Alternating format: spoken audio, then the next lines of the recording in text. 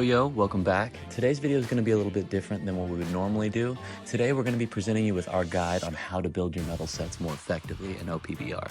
The subject matter covered today will be something that both newer and older players can benefit from. Last thing before we get started, we will be compiling a Google Drive when this is all said and done with all of our resources, as well as crediting the Redditor and YouTube content that we use to make this video. Now we can cover some basics. The first up is that 70% is going to be the max you can boost a stat. To get that 70% with 12% traits, you will need 5.8 slots dedicated to one stat. With 14% traits, you need 5, and with 18%, you only need 4. Also, something to note, don't sweat any stat waste. It's rare that you ever get a perfect 70%. Max flat stats are 300 for defense and attack, while I believe it is 1000 for HP. Next, we have to consider how we plan on utilizing this character. Are we planning on maxing them right away, or is it a long haul, keep them at 5-star until we naturally pull them to 6-star? If we are planning on maxing them eventually, then building a set is going to be way more concise, planning out max stats and also planning whether or not your character needs to have max stat at 5-star, or if your character is well-rounded enough that you can get by with even halfway to max stat builds. Jobber's one of those characters that can go either way. He's very well-rounded, so just focusing his defense stats, since he scales off of it, is great at low levels, even if it's not max or halfway to max. The next thing we need to consider is if we can make this a reusable set or not. Now, the biggest problem a lot of people make, including myself, my channel partner, and all of my friends when they were new players, is making a metal set with too many unique transfer traits. What do I mean? Well, let's take this Blast Breath Kaido metal with 14% attack, right? We then go in and add 18% attack for blue units, and then let's pretend that there's only one 3-star. We'll add this 18% attack for runners as well, right? Now, the stats are great for attack, but it's only good for blue runner units. Now, this isn't always a bad thing. However, if you're a newer player or a free-to-play player that is low on resources, you will regret using your unique transfer traits on this unit when the next unit to come out is not a blue runner. We're going to come back to Jobber later, but keeping everything I just stated in mind, we're going to move forward with a plan.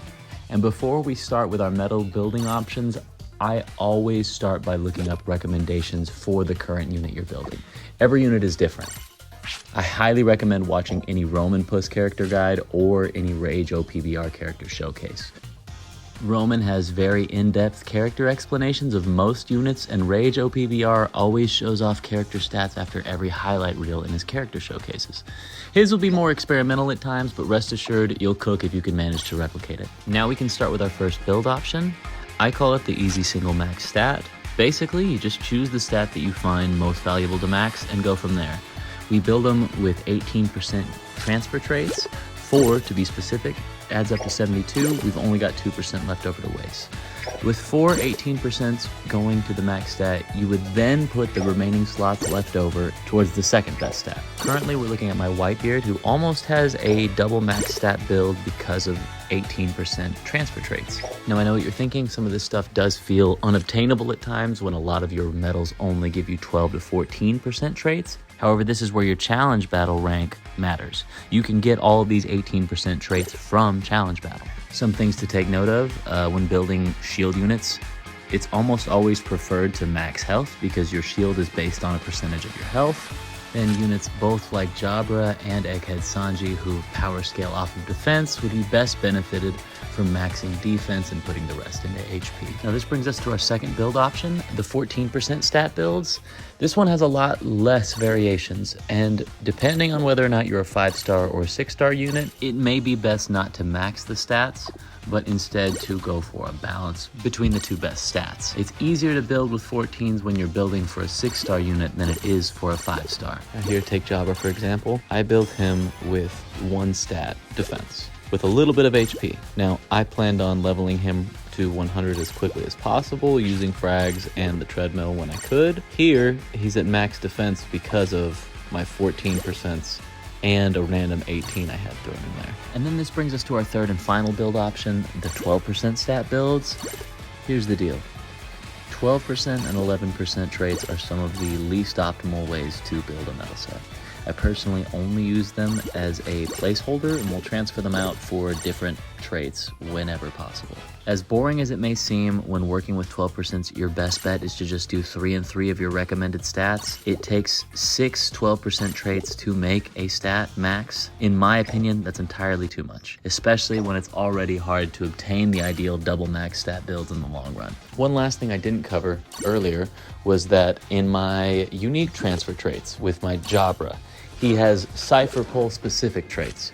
This metal set is now only usable for Cypher Pole characters. However, it's not a bad thing because my Kaku and my Jabra can both benefit from this exact same trait set. Keeping this in mind and always trying to build sets for at least 1 or 2 other characters will only be beneficial in the long run. Here are some examples of other sets that I reuse throughout characters I enjoy playing. Now, the last bit about the 12% and me disliking them is just my opinion. We all have to make do with what we have, especially when you're free to play.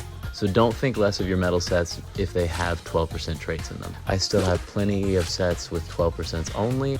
I just make do until I can replace them with better traits, and sometimes that does take a while. I realize a lot of the information covered required prior knowledge of metal building. This was a little bit more complicated than a beginner's guide to metal building, and we will be linking our preferred beginner's guides in the video description. Thank you for watching. Let us know if you found the video helpful. We may try to make other guides in the future if there's a need. Later.